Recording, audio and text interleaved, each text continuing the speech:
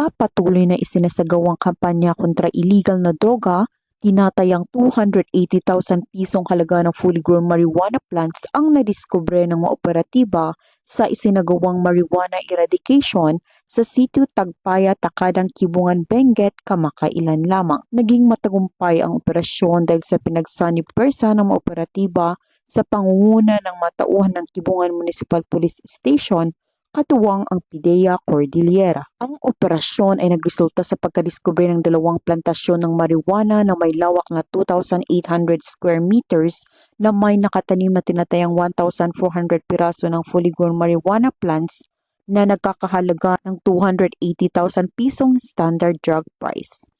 Bagamat walang nahuling cultivator, lahat ng nadiskubreng marijuana ay naidokumento at sinunog sa mismong lugar habang ang sapat na sample ay dinala upang isumiti sa Regional Forensic Unit Cordillera para sa qualitative test.